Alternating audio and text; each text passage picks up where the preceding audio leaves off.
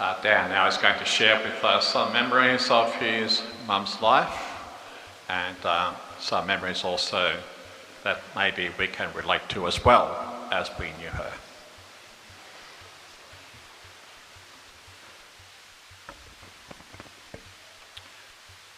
The circle of life, hey? People are born, people die, people are born, people die. Such a natural sounding thing, isn't it? But it doesn't feel very natural today. To have our mother ripped away while she was still such a viable, smart, central part of the family, that just doesn't feel natural, does it? So the only way we can push ahead for now is to understand that we will see her again.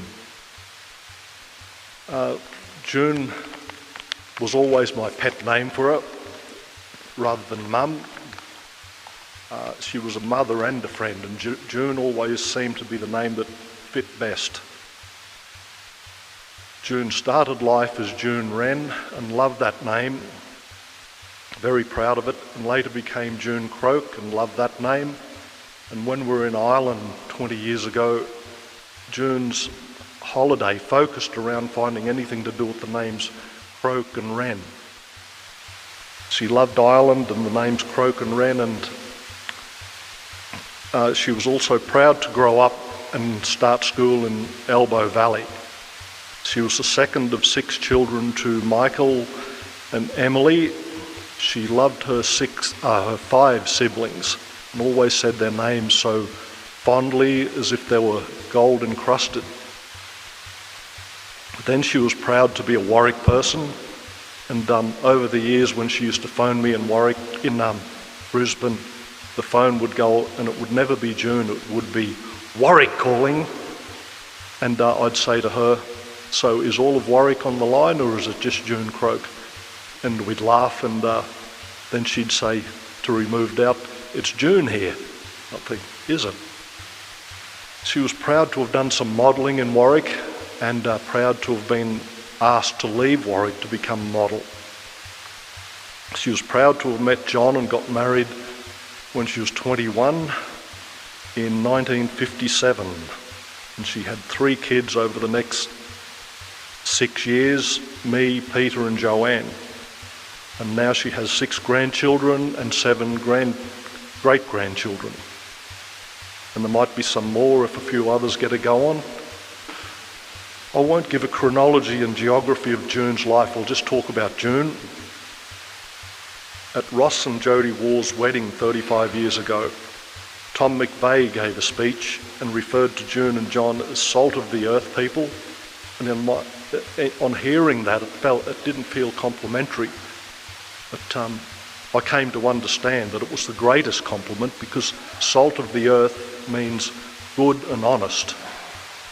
And salt of the earth people are the fabric of communities and cities and countries that make it work. But they are the people who hold it together. They are the people with the strength and the work ethic that makes things feel normal and feel safe. They are the reliable people and the rocks of the community. So that was really a great compliment. June was salt of the earth in Warwick, but she was a great in the world stage, and she was a great in the measures that count, not the number of Instagram followers. June was a master of diplomacy and negotiation. Whenever there was a dispute or a debate, June would see what was going on and give the right information and right logic to the right people so that everyone felt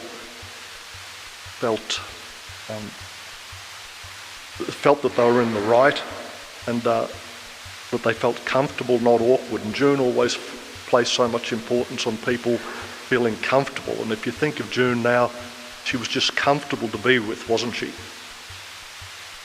June had some unusual perspectives, like when she went to Toowoomba over the years, she used to be astounded to run into some other people from Warwick.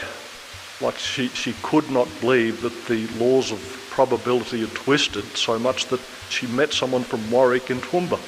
And she missed the other statistic that it happened every time she went. So it was no surprise in the year 2000 when we were in Paris and we were on the Eiffel Tower, and you're not often in the Eiffel Tower, but so you experience it. And so we were wandering around, and I could hear a voice with a group further over, and I heard someone say, "We're from Warwick." I thought, who would that be? And then June came to us and said, "Can you believe I've met some people from Brisbane?" And I didn't have the heart to say there are probably 50 Brisbane people here now, but June, the laws of probability had twisted again, and there was someone from Warwick and Brisbane. And so we met those people from Brisbane, and for the next 10 minutes June stared at them wherever they went in wonder about how could they be there. And but it hit me that June was the person she is. She was there meeting people, not monoliths of steel that go up very high. June was there meeting people. And after that, I saw her scratching on the rail on the edge of the Eiffel Tower, and it went on, and I thought, is she sharpening her nail file, or what is she doing? And I went over to look, and she'd scratched the names Matt, Sam and Lincoln on the rail.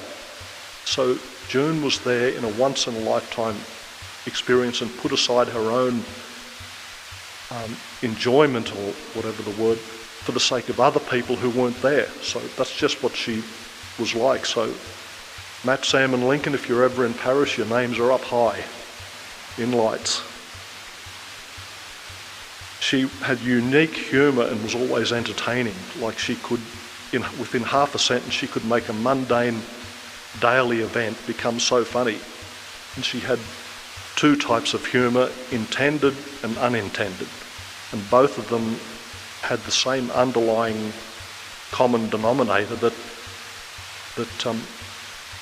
they had a deeper meaning than you'd notice on the surface. And often the message from June didn't hit you until an hour later or a month later.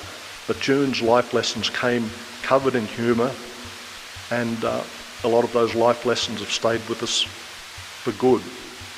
She was always as sharp as a tack and was until the very end. She had some very amusing ways, and it was probably 10 years ago that some council workers pulled up outside our house at 88 Percy Street and started to scratch around and put some signs up, and June, not to be denied any information, marched out the front of the group and asked what's going on, how long they'll be there, who will be coming, and once satisfied, she looked into each of their eyes to make sure there was nothing untoward, and finally said, "And carry on, men," and walked back into the house. Like, June was not their supervisor, but she just had amusing ways like that. Another time we were at the hospital waiting for the cardiologist, and I don't think it was, anyway, we were waiting for the results, and there was something pending and something important, and June was in the hospital bed and we were around the bed, and the cardiologist was on the way, and cardiologists come when they're ready. They don't come when you think they will. And finally the door crept open, and it was the impressive cardiologist, immaculately dressed, well paid, and he walked in with his authority and was greeted respectfully with hello doctor, and he positioned himself on the chair next to June's bed to bring the news, whatever it was. And as he wriggled into position, June said, "And doctor, could you get that oxygen tube and hang it back up where it goes?" And you could see he was shocked with his sudden and ruthless demotion from his usual calling, and but he tiptoed over to do it, and to do his more menial task than he expected to do that day. And I'm sure he could feel June's laser eyes into his back as he completed the task. And he turned around and June said to him, "And doctor, have a seat just there," and pointed to the seat that he'd just been on. So he tiptoed back to the seat with less authority than he arrived with. But the thing with June is all people are equal. He was a cardiologist, but to June there's no one too high that they can't be asked to wash the dishes, and no one too low that they don't get June's full respect. She had an amazing knowledge of history, and when we were in London in 2000, the tourists are taken around by beefeaters. They're the people in the red tunics, and they live their life on the Tower of London, and they're experts in British history, and they take the tourists in groups of about 30, and they give information and tourists ask questions, and within half an hour I could see they were intimidated because June knew more than they did. And June offered a further service that when she detected that the answers from the beefeaters weren't adequate, she'd answer the tourist questions to give them further information. So some people live their life on the world stage and get deserved credit, but June lived her life on the small stage of Warwick, and it could have held her own anywhere. There's an ancient wisdom that the greatest men and women have passed away relatively unknown, and I've always thought of June like that. When we see June in the afterlife, I'm sure she'll sit easily among the kings and queens that she knew so much about, and will hold fort, and I'm sure they will follow her instructions nicely. She wanted so little in life. She gave, she didn't ask to take much, and she did have a full-time chef at home in the shape of John, her husband, but apart from that, all she needed was a cigarette and a stubby, and to see her kids and grandkids more often. That's all she wanted, and only now do we have the painful, uninterrupted view of how precious it is to have a mother. And in my case, the realisation that I could have done better. June did suffer a little bit from exaggeration and hyperbole, but as always, it was very humorous and to make the point more clearly. In one of her recent hospital visits, the doctor asked, "Do you live alone or do you need help?" And to nail the point quick and hard, June said, "My husband is the fittest man in Warwick." And no doubt the doctor was surprised to hear that John at 89 was the fittest man in Warwick. Top 5 at best. But June made the point, and she made it strong and tall. She was competent in everything she did, and she always said to me, "Whatever you do, do it properly." And that's just another life lesson from June that happens to work. She was so proud of her job at Peakett's department store as a bookkeeper. And I'd say in her whole life she probably made no mistakes. She was an expert with figures and record keeping, and for years after she left that job she was called back in when the books didn't balance, and as always June fixed that within a couple of minutes. June loved music but was the worst singer in the world. She could not hold a note that had double the enthusiasm of the original singer, and could dance at the very same time. All types of music required the same dance style, and it was eyes wide, mouth a little bit open as if in anticipation, and both arms out wide like a plane coming in very windy weather. And all this was unconnected to the beat of the music, and none of that seemed to matter because June was always so well supported by the singer on the record. Mothers are the glue of families. They keep things together.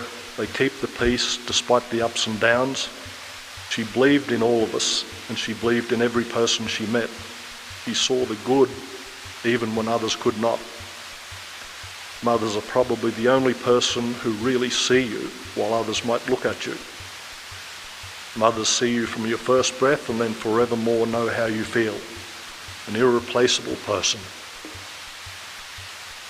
June filled the stage in our world and would have filled any stage if given a chance. June loved this poem and recited it often. It started with, "I shall pass this way but once," and ends with, "For I shall not pass this way again." June really will not pass this way again, but we will find her. The remnants of June's decency and kindness will live with us from now on. That worthy, smart person is waiting for us somewhere. June never really said, see you tomorrow or next week. It was always, see you on the ice with an arm thrust high. See you on the ice. So June will look for that ice and will find you. For now, a temporary goodbye to my one and only mother.